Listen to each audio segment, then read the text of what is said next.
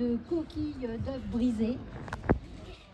Et le pauvre jeune homme, il s'est effondré, le sang a coulé dans le sillon, c'était terrible. On aurait dit qu'il y avait une inondation.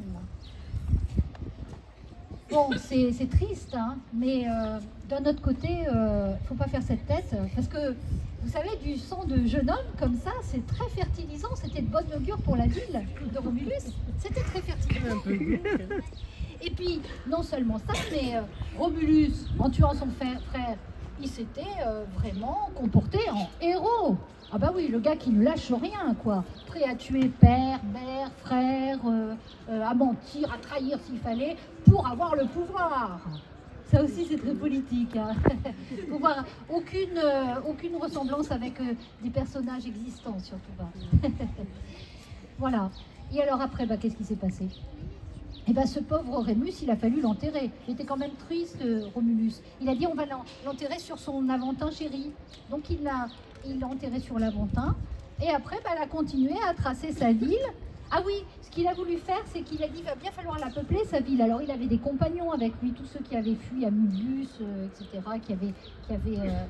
et des bergers aussi, enfin des tas de gens.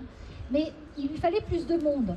Alors, il a fait paraître des grandes publicités dans les journaux, des tas de messages sur les réseaux sociaux pour dire qu'on allait fonder une super ville, absolument géniale, qui serait la reine des villes du monde, qui serait la Civitas Aeternas, plus tard, et qu'il fallait absolument venir, que tout le monde pouvait venir. Quelle que soit sa religion, sa race, sa couleur, enfin tout le monde, on prenait tout le monde pouvait venir. D'ailleurs, dans le Pomerium, il a dit, c'est bien simple, chaque habitant de la ville pourra jeter une poignée de sa terre d'origine. Eh oui, il pensait que ce qui faisait la richesse d'une cité, c'était la diversité de ses habitants. C'est pas woke ça, dites. Franchement, hein. Bon, c'est un gros mot de nos jours, hein. Bon, mais en tout cas, à l'époque, visiblement, c'était à la mode. Bref, il a fondé sa ville. Et après, la ville, elle a prospéré. Mais ils avaient quand même un problème, même si avec sa pub, il avait fait venir beaucoup de gens, il manquait des femmes, figurez-vous. Il n'y avait pas assez de femmes. Et s'il n'y a pas assez de femmes, vous savez, réarmement nataliste, on ne peut pas faire de bébé. Donc, comme il prêchait le réarmement nataliste, eh bien, il a fallu se procurer des femmes. On est allé voir les voisins. On leur a demandé si on ne pouvait pas faire des alliances, se marier. Mais les voisins ont dit, on ne va pas se marier avec ces étrangers. Là, ils viennent de je ne sais pas où, ils s'installent, ils se prennent, on ne sait pas pour qui. Non, nous, on ne veut pas s'allier avec ces gens-là. Alors, Romulus a dit, c'est pas grave, vous en faites pas, les gars. S'ils ne veulent pas nous donner leurs femmes de gré, ils nous les donneront de force. Et alors à ce moment-là, il a passé de la pommade aux voisins, il leur a envoyé un petit courrier bien gentil pour leur dire qu'il les invitait à une grande fête. Il ne pendait pas la crémaillère de Rome, hein. Mais par contre, ce qu'il allait faire, c'est qu'il allait faire une grande fête en l'honneur du dieu Consus. Alors Consus, c'est grosso modo Neptune, on va dire, hein. Il avait un temple à l'extérieur de la ville, Neptune, Consus.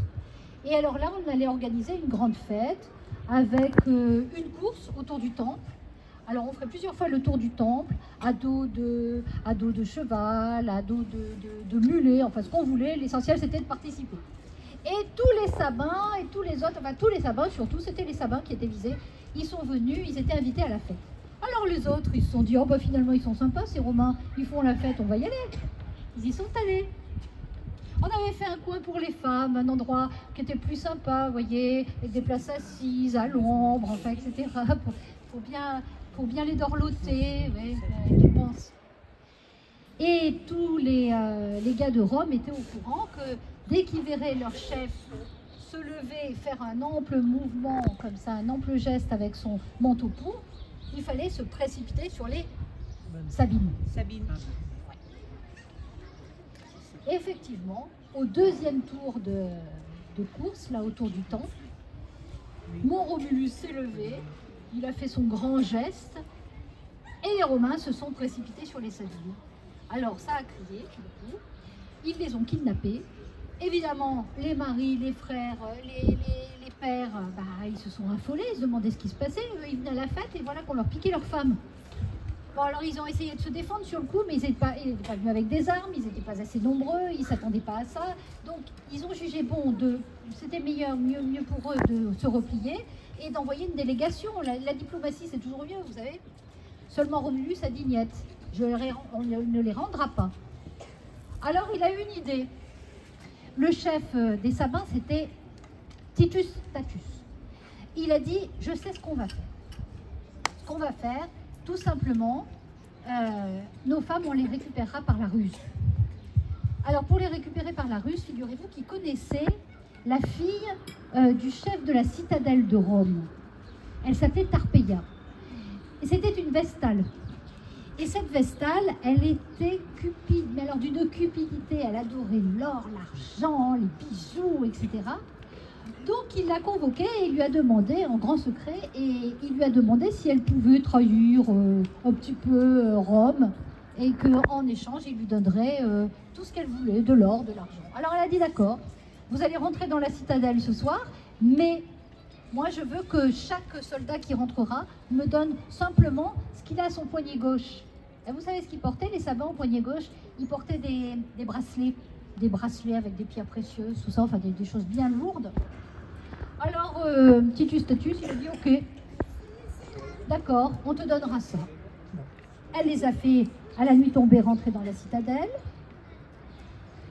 Ils ont envahi la citadelle, mais ils sont restés tranquilles, là. Ils ne voulaient pas se faire remarquer pour l'instant. Et dès qu'ils ont été à l'intérieur, elle leur a dit, bon alors maintenant, mon dû. Et Titus Statius, qui aimait bien se servir des traîtres, mais qui n'aimait pas les traîtres pourtant, il a dit d'accord, je vais te donner ton dû. Il a enlevé son bracelet, il le lui a jeté, mais il lui a jeté autre chose qu'il avait aussi à la main gauche. C'était son bouclier. Et les boucliers, croyez-moi qu'ils étaient costauds. Il lui a balancé à la figure son bouclier.